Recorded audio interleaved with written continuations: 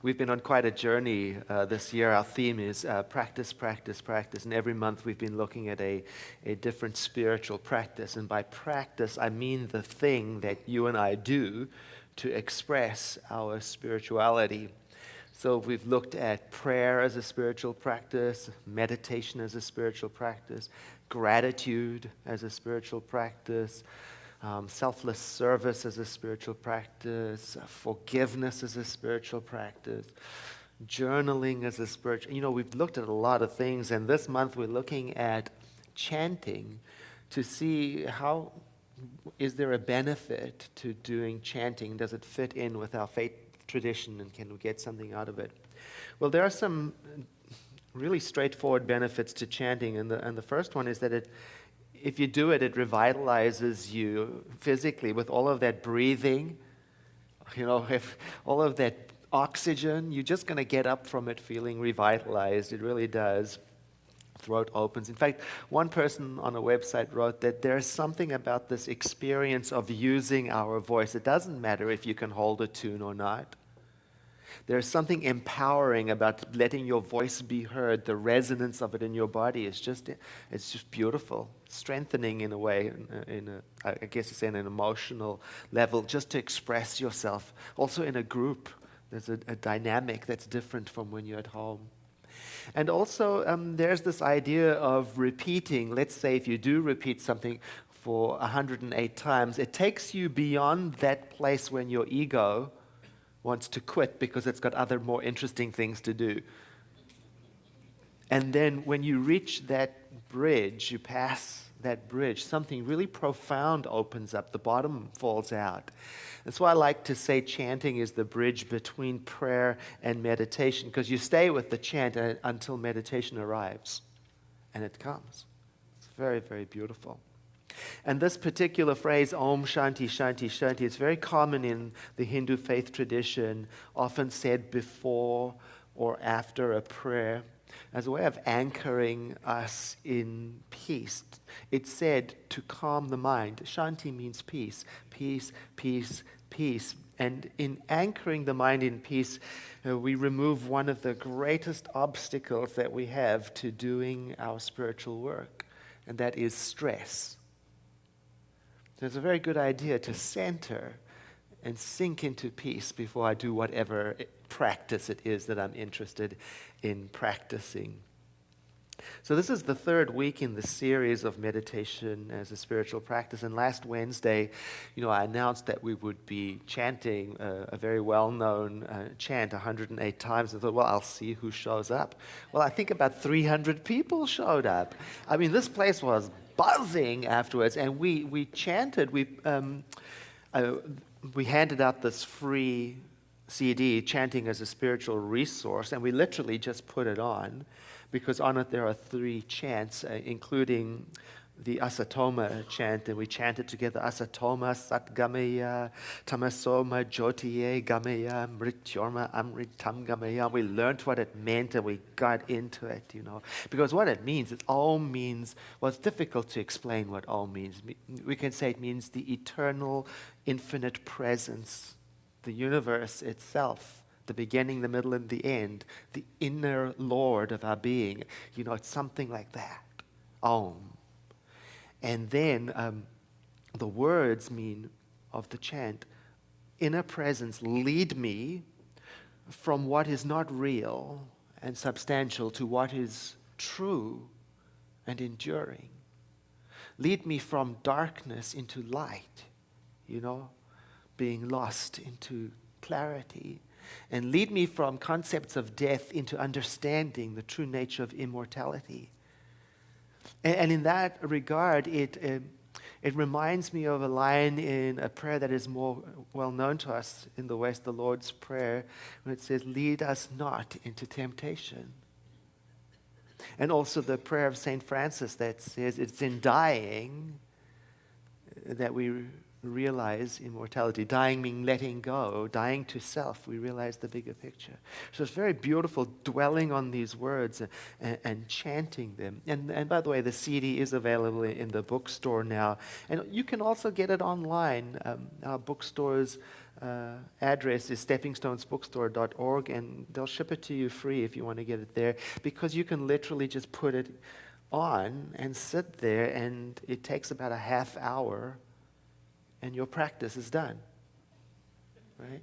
And when and at the end of the evening on Wednesday, we completed with the second chant on you, which is a gift from Melissa Felipe. She allowed us to copy it. It's from one of her CDs. And we sat together and we sang a chant that all the lines are the same. I'm whole and complete in God.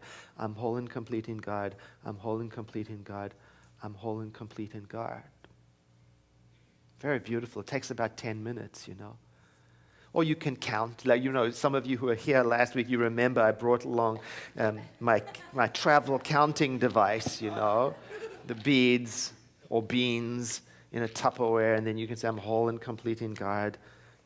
Count a bean out, and I was explaining that last week, how you can do that, or use beads, like a mala bead with 108, and just go through. And I'm mentioning this because I was checking up on Facebook statuses of people in our community just the other day, and one of our people was all inspired by the bead counting idea of doing that. And so she went on a high holy mission to the craft store to get her container and her beads so she could have 108 beads and begin her practice and get all into it. It's very lovely reading. I thought, wow, we are making a difference in the world. And then she tells that it was all going just great on this high holy mission, except an incident occurred when somebody cut in front of her at the register. And, it's quite a delightful story. You can imagine there you are wrestling with the annoyance of what is happening and reconciling it to, I'm here on this mission of holiness. And does my behavior match the mission? And I'm reading this thinking, yeah, that's really good. I'm loving that. You see, it's not just when you're chanting, it's when you're out in the world, and I'm really enjoying that. And I'm telling you, the phone rings. And this, just on the other side, is this particularly aggressive telemarketer. And he says, "Hi, Ed." And so I just can tell immediately this is not going to go well. It's not going to go well. And so I think in my mind I'm looking for an anchor. And so I say to myself, bead, bead, bead, bead, bead. You see, because the word is reminding me of the whole phrase, I'm whole and complete in God. It's like an anchor. I'm whole and complete in. I don't have time to say the whole thing because he's talking at me. It's not going to go well. So I keep on repeating it, and at the end, I got to the end of the call. Look, I did okay, but not as well as I wanted to. But hey, better than I did, say, 10 years ago. And I can see how the bead was working in me so that I didn't completely revert to my old ways. And I'm telling you this for two reasons. And the first reason for me and my friend in the craft store and for you is this: chant or don't chant, meditate or don't meditate, life just goes on. It's just going on all the time. And spiritual practice isn't about becoming so perfect and so pure and so holy, so heavenly minded that you're no earthly good. Right? Because the fact of the matter is life just presents every moment another opportunity to see, can I do better? That's spiritual living, not giving up. Can I bring more of my best self to the table? Every moment. And the second reason why I'm telling you is because I noticed something when I started to repeat the word bead, bead, bead, that the word came to symbolize the whole idea. All of the words. And that's the idea of practice. I didn't have to say the whole thing. I just needed to say the one thing. And it occurs to me that when I do repeat a phrase, and whatever the activity I'm doing, if I'm passing beans or beads from a container, or I'm holding a mala bead, or I'm sitting in a particular chair, then that chair starts to take on the entire meaning of the practice. And the beads, I can tell you that when I hold these beads, in it, for me, is the memory of every prayer I've ever said holding them. I mean, I'm even starting to look at these Tupperwares with awe.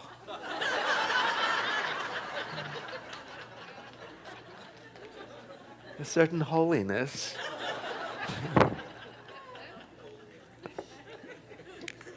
The idea of practice is that you and I familiarize ourselves with something through repetition so that we become intimate with it in every detail until the whole of it is known to us so well that the whole of it is available to us even if we're dealing with only a part of it.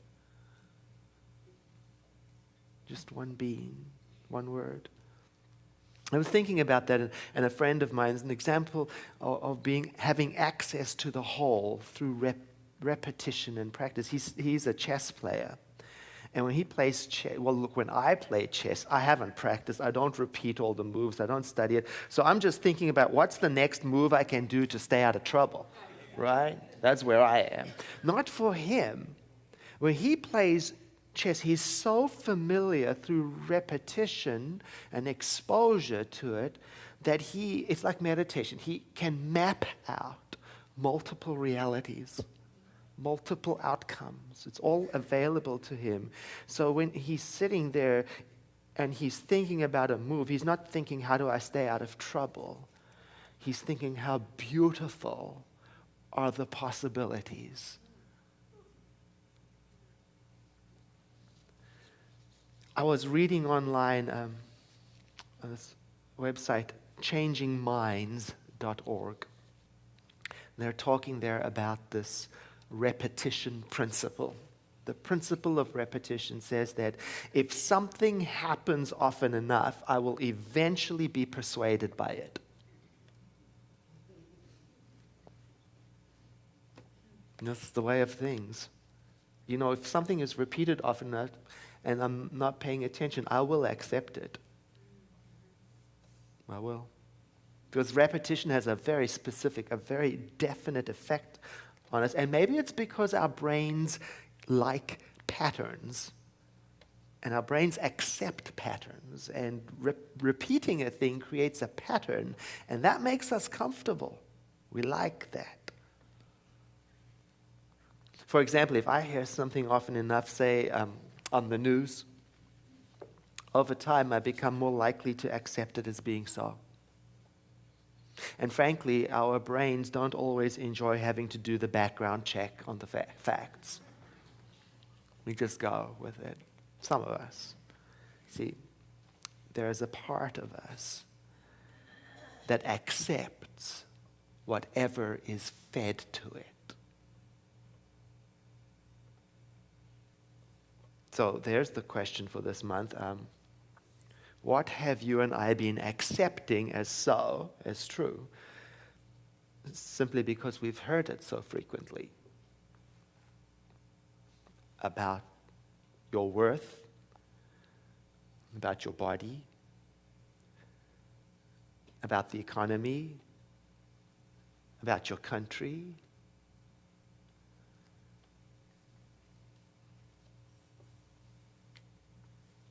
On that website, changingminds.org, he talks to a very common phrase, familiarity breeds contempt. And he says, whereas that might be so, it is much more likely that familiarity will lead to an experience of feeling comfortable and having an experience of liking and openness through repetition. Our acceptance is increased. You know, that is why some people feel more comfortable buying products that they are familiar with the brand, even though they've never ever tried it. that they are familiar and comfortable because they have been exposed to it so often and so frequently that their tendency is to reach for it.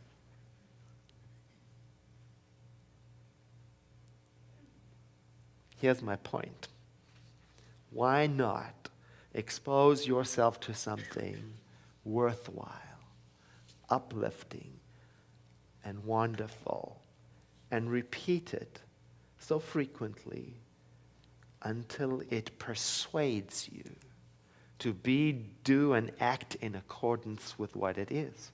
I mean, why not have some say in what patterns are being advertised to that part of you that just accepts what's fed to it?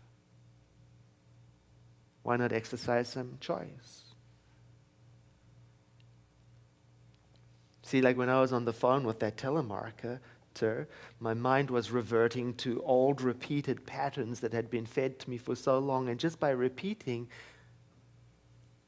bead, I was introducing something else and changing my destiny just a little bit better on that phone call.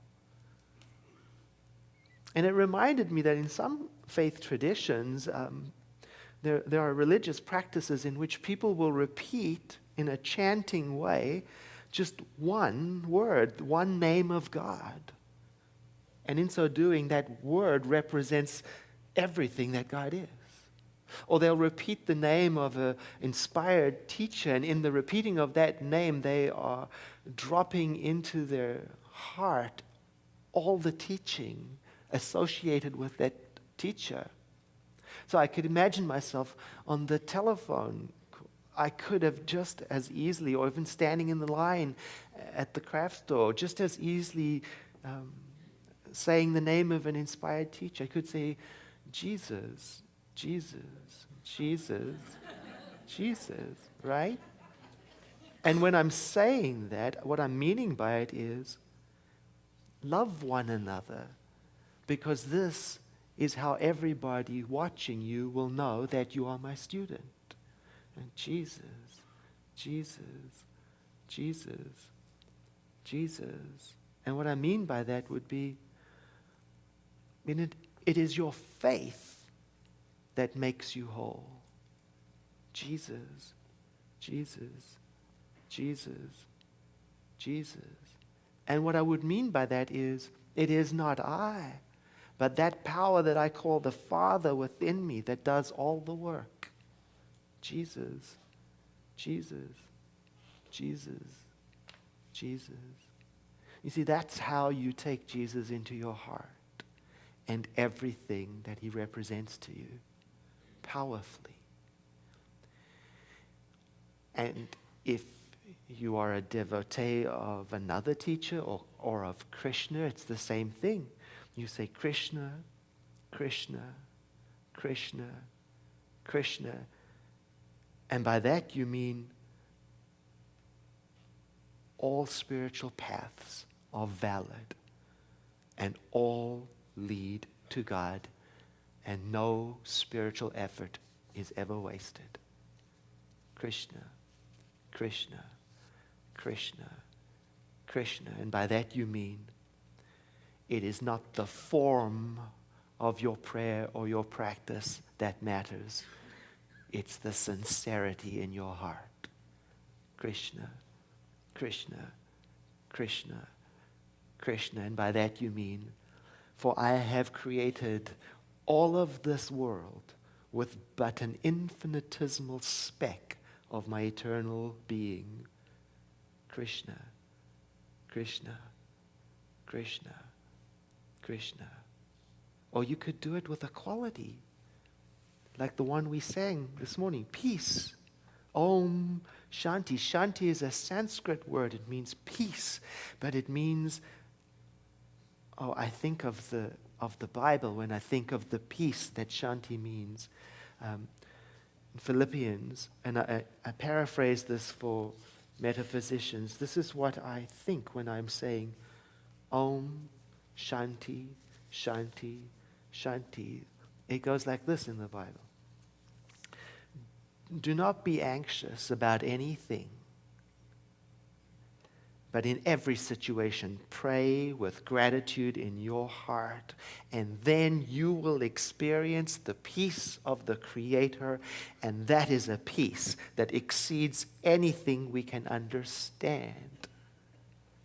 And that peace will guard your heart as you live with your mind centered in that consciousness that we call Christ.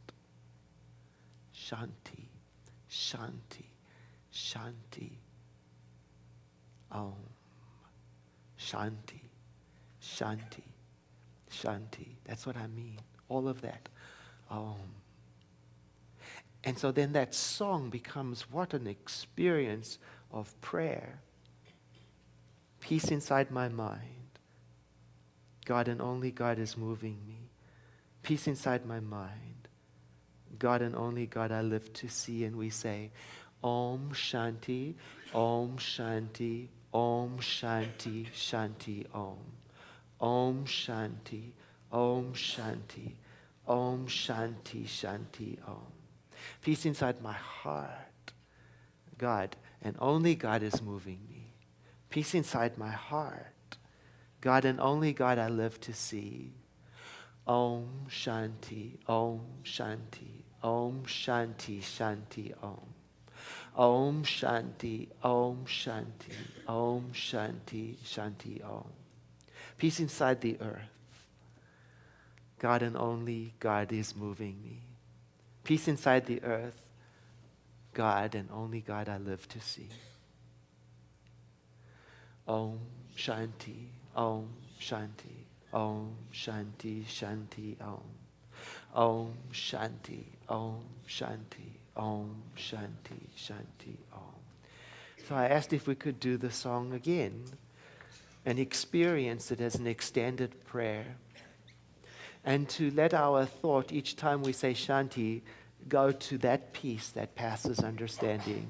In the infinity of life where I am, all is whole and perfect and complete. For the full presence of the living one, the eternal one, is here completely, above me, below me, inside and outside, everywhere present all of the time, as it was in the beginning and is now and ever shall be.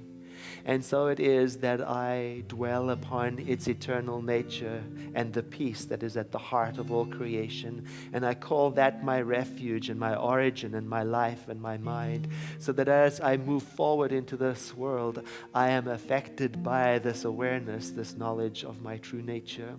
And as I dwell upon this peaceful nature, it opens me up to recognize that this too is true of every being I meet. And so I covenant with myself to treat the world as if it is a reflection of a stronghold of deep, abiding peace. And as peace speaks to peace, I find my experience of this world conforming itself to this new story that I am reciting to myself with faith and trust abiding. I am not persuaded by any story that has gone before, for in this day I am born again, renewed by the affirmation of my heart, that affirmation of truth that comes from some place beyond anything I could have thought up, the origin of my being, of our being. And so I rest in this. And what wells up is a sense of gratitude and appreciation, a sense of completeness, of joy, uncaused joy, of connectedness. And I release this word, holding it lightly, entrusting it to that action of the spiritual universe I call the law of mind, that to which Jesus referred as the Father within that doeth the work, that which is known as the Holy Spirit, that the spiritual law that governs the universe, that through grace establishes us in the content of our prayer. Om Shanti, Shanti, Shanti.